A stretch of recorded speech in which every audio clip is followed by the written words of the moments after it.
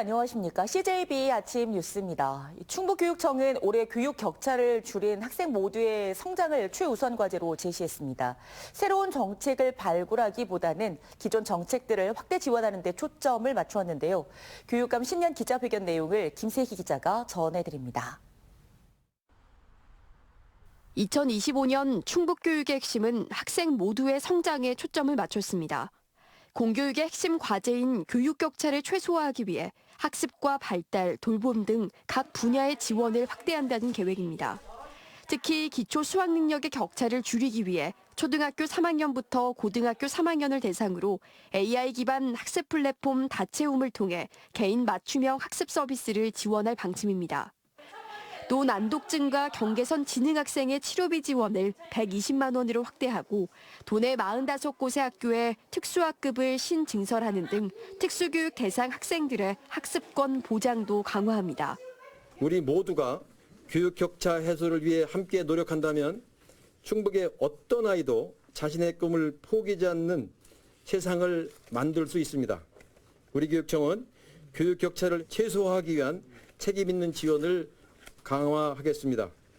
윤건영 교육감의 핵심 정책인 몸활동과 독서교육인 언제나 책봄 등 실력 따짐 5대 정책은 프로그램 확대 지원을 통해 내실화에 집중했습니다. 최근 논란이 되고 있는 AI 교과서와 관련해서는 신중한 입장을 보였습니다. 가장 중요한 것은 학생들의 안전과 학생들의 학습 효과를 만들기 위해서 우리가 어른들이 어떻게 할 것이냐에 대해서는 좀 다양한 방안으로 적극적으로 고민을 해보도록 하겠습니다. 이 밖에 오는 3월 개교를 앞둔 단제구를 포함해 국제 바칼로레아 IB 프로그램 운영 학교를 18곳으로 확대하고 학교 간 협력 강화를 위해 지역 클러스터를 운영한다는 방침입니다. CJB 김세희입니다. 청주페이가 5년 만에 누적 발행액 2조 원을 돌파했습니다. 지역경제 활성화에도 분명 도움이 되고 있지만 해마다 국비 지원 규모에 따라 인센티브가 널뛰는 구조이기 때문에 청주페이에 대한 청주시의 고민이 적지 않습니다. 장원석 기자입니다. 착한 가격 업소를 운영하는 청주 지역의 한 커피 전문점입니다. 지난해 원두 가격이 2차례나 크게 올랐지만 지역 화폐 혜택으로 인해 오히려 매출이 늘었습니다. 청주페이로 결제하면 7% 인센티브와 함께 5%의 착한 가격 업소 추가 적립 등 모두 12%를 할인받기 때문입니다. 착한 가격 업소에 5%를 이용하면 5%를 더 지금 인센티브를 주고 있어요. 고객분들이 이제 그걸 알고 많이 오셔가지고 이제 매출이 많이 좀 늘어났어요. 지난 2019년 12월 첫 발행을 시작한 청주페이가 누적 발행액 2조 원을 넘어섰습니다. 1,500억 원 규모의 인센티브 예산으로 13배가 넘는 지역경제 순환 구조를 만들어낸 겁니다. 하지만 증가하던 국비가 여야 대립으로 감소하면서 50만 원 한도, 최고 10%였던 충전액과 인센티브는 줄어드는 추세입니다. 지난 2021년 5천억 원을 넘어섰던 청주페이 발행 금액은 지난해 3천억 원 규모로 3년 새 40%나 감소했습니다. 같은 기간 국비 지원이 80% 넘게 급감했기 때문인데 청주시는 부족한 예산 탓에 해마다 곤혹스럽다는 입장입니다. 특히 올해는 혼란한 전국으로 인해 국비 지원이 없다 보니 특별 할인 가맹점 제도 등 추가 보완책을 마련하고 있습니다. 신용카드 포인트를 청주페이로 전환하는 그런 시스템을 운영하고 있고요. 할인 가맹점을 추가로 확대를 해서 소상공인들을 적극 지원할 예정입니다. 청주시는 부족한 예산 속에서도 1월 설 명절 기간 소상공인들과 소비자들을 위해 청주페이 7% 인센티브는 유지하며 충전 한도를 30만 원에서 50만 원으로 확대했습니다. CJB 장원석입니다. 제주항공이 간편 운항을 결정함에 따라 청주국제공항의 제주행 노선도 일부 줄어듭니다. 한국공항공사는 오는 24일까지 제주항공의 청주, 제주 노선이 2편 간편 운항된다고 밝혔습니다. 또 다음 달 3일부터 3월 29일까지도 주당에 3차례에 걸쳐 6편 감축 운항될 예정인 것으로 전해졌습니다. 현재 청주공항의 제주행 노선은 하루 20편 안팎으로 운영되고 있습니다. 충청북도가 제주항공 여객기 사고 희생자 유가족 지원을 위해 1억 원의 구호성금을 전달했습니다. 김영환 지사는 희생자와 유가족들에게 깊은 애도를 표하고 피해자 지원을 위한 다양한 연대의 노력을 기울이겠다며 구호성금을 대한적십자사에 전달했습니다. 이번 성금은 여객기 사고 유가족의 심리회복과 생활안정 지원 등에 쓰일 예정입니다. 제방보수공사로 3년 넘게 통행이 막혔던 충주 호암지가 시민의 품으로 다시 돌아왔습니다. 용지 보상 등의 문제로 개방 시기는 다소 늦어지긴 했지만 시민 안전성과 편의성을 한층 높였습니다. 안정원 기자가 보도합니다. 일제강점기 때 만든 인공 저수지인 충주 호암지입니다. 달천동과 봉방동 일대 600헥타르에 농업용수를 공급해온 수리시설이자 시민들의 쉼터입니다. 그러나 제방안전도 D등급으로 보수공사에 들어가면서 통행이 가로막힌 지 약 3년. 긴 기다림 끝에 호암지가 이달부터 시민에게 본격 개방됐습니다. 총 사업비 95억 원을 들여 높이 12m, 길이 220m의 제방을 구축했고 제방 폭도 기존 4m에서 6m로 넓어져 통행이 쾌적해졌습니다. 이 뚝방길도 많이 넓어졌고요. 이 조명 자체도 많이 밝아졌고 조명들도 새로 다 신설해갖고 아주 많이 호암지가 좋아진 것 같습니다. 홍수에 대비할 수문을 갖추고 보행 구간 내 안전 펜스도 보강했습니다. 호암지 저수량은 약 100톤. 농어촌공사는 현재 20% 선인 호암지 저수율을 70%까지 끌어올릴 계획입니다. 평류 측에 있는 사천 계보 취수문을 통해서 용수 공급이 된다 그러면 올 4월부터는 저수율 70% 이상을 유지를 할 것으로 그렇게 보고 있습니다. 충주시는 호암지 내 시민 친수 공간은 물론 수질 환경 개선을 위해 85억 원 규모의 국비 사업에 속도를 내고 있습니다.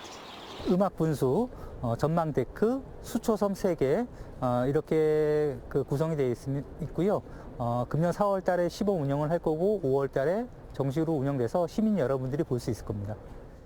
시민의 품으로 다시 돌아온 충주 호암지가 생태계가 살아 숨쉬는 공간으로 재탄생할지 기대를 모으고 있습니다. CJB 안정은입니다.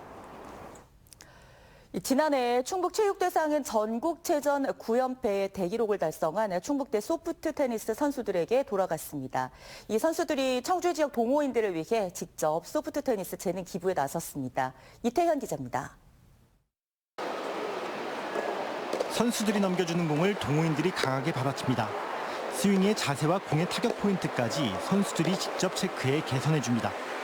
충북대 소프트 테니스 선수들이 직접 나선 재능 기부 현장입니다.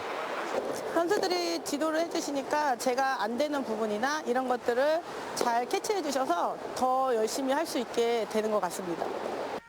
충북대 소프트 테니스 팀은 지난해 전국체전에서도 대학부 우승을 거머쥐었습니다. 지난 2014년부터 단 한 차례도 정상의 자리를 내주지 않았습니다. 전국체전 9연패는 충북체육사상 전무후무한 기록. 이런 공로로 지난해에는 충북체육상 대상을 수상하기도 했습니다. 비인기 종목이라는 서름 속에서도 동호인들의 응원이 있었기에 대기록도 가능했습니다. 지난해부터 충북대 소프트 테니스 팀이 동호인들을 위해 재능 기부에 나서고 있는 이유입니다.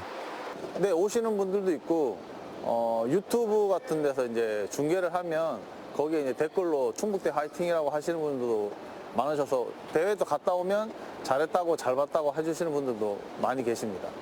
최정상급 선수들이 재능 기부에 나서자 소프트 테니스를 배우기 위해 구장을 찾는 시민들도 늘고 있습니다. 소프트 테니스는 경기 방법이 테니스와 비슷해 보이지만 공이 부드럽고 체력 소모가 적습니다.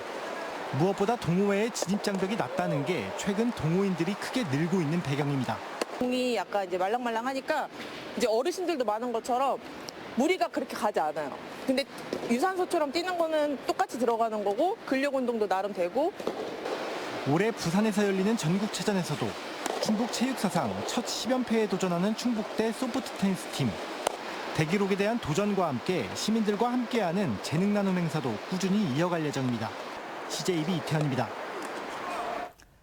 충북 지역 주요 4년제 대학들의 2025학년도 정시 모집 경쟁률이 지난해보다 상승한 것으로 나타났습니다. 충북대는 이번 정시 모집에서 전체 857명 모집에 6,064명이 지원해 지난해 6.01대 1보다 상승한 7.08대 1의 경쟁률을 기록했고 학과별로는 약학과가 20대 1로 가장 높은 경쟁률을 보였습니다. 청주대와 서원대의 최종 경쟁률도 각각 7.19대 1과 6.28대 1로 지난해보다 상승했습니다. 한편 한국교원대와 청주교대의 최종 경쟁률은 3.67대 1과 3.36대 1로 지난해보다 하락하거나 비슷한 수준을 보였습니다.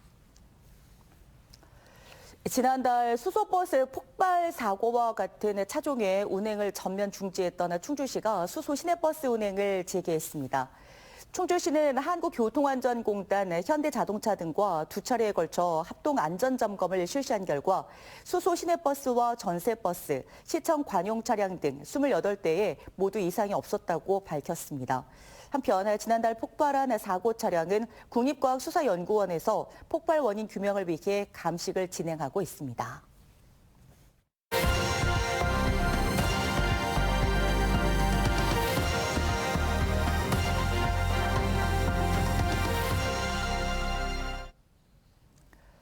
올해부터 모바일 주민등록증 시대가 열렸습니다. 이 주민등록증을 휴대전화에 등록해 사용할 수 있게 된 건데요. 세종과 울산 등 일부 지역에서 시범 발급이 진행 중으로 이 발급 방법과 장단점 등을 살펴보겠습니다. UBC 배대원 기자입니다. 신청 서류를 민원 창구에 내고 스마트폰으로 모바일 신분증 앱을 다운받습니다. 본인 인증을 거친 뒤 QR코드를 찍어 카메라에 얼굴을 인식시킵니다. 잠시 뒤 스마트폰에 나타나는 주민등록증. 행정과 금융, 의료 등 모든 분야에서 실물 신분증과 동일한 효력을 가진 모바일 주민등록증입니다. 주민센터나 병원에서 신분증이 없어서 곤란했던 적이 많았거든요. 근데 이렇게 모바일 신분증으로 편리하게 핸드폰으로 이용할 수 있어서 굉장히 편리해질 것 같습니다. 모바일 주민등록증은 IC칩이 내장된 주민등록증을 발급받아 휴대전화에 인식하거나 주민센터에서 제시하는 QR코드를 촬영해 발급이 가능합니다. IC 주민등록증은 휴대전화를 바꾸거나 앱을 삭제해도 주민센터 방문 없이 재발급이 가능하지만 초기 발급 비용으로 10,000원을 내야 합니다. QR 발급의 경우엔 별도의 비용은 없지만 휴대전화 변경 또는 앱 삭제 시 다시 주민센터를 방문해야 재발급이 가능합니다. 모바일 주민등록증은 휴대전화만 있어도 신분 확인이 가능하고 필요한 정보만 상대에게 제공할 수 있는 등 장점이 많습니다. 다만 스마트폰 사용이 익숙지 않은 고령층이 이런 혜택을 누리기엔 갈 길이 멀어 보입니다. 교육도 받고 했는데 아직까지는 잘 모르겠어요.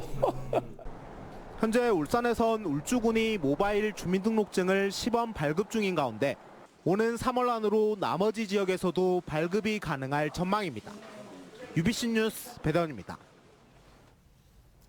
청주시는 기업 지원 시책의 효과적인 전달을 위해 기업 지원 알림톡 서비스를 시작한다고 밝혔습니다.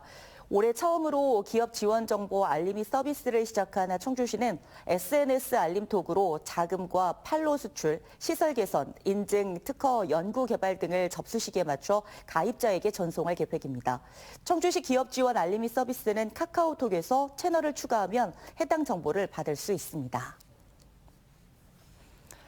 제천시가 상반기 공공근로사업 참여자 250명을 모집합니다. 참여 대상은 가구 소득이 기준 중위소득의 70% 이하이고 가구 합산 재산액이 4억 5,300만 원 이하인 18세 이상 시민입니다. 참여 희망자는 오는 13일까지 읍면동 행정복지센터를 방문하면 됩니다. 보훈군이 무인 민원 발급기로 발급하는 각종 증명서의 수수료를 무료화했습니다. 이에 따라 보훈군민은 부동산 등기부상 증명서를 제외한 주민등록 등본, 가족관계 증명서, 건강보험 자격 확인서 등 모두 121종의 재증명 서류를 무인 민원 발급기를 통해 무료로 발급받을 수 있습니다. 보훈군은 지난해 11월 입법 예고를 거쳐 재증명 등 수수료 징수 조례를 개정했습니다. CJB 아침 종합 뉴스를 마칩니다. 고맙습니다.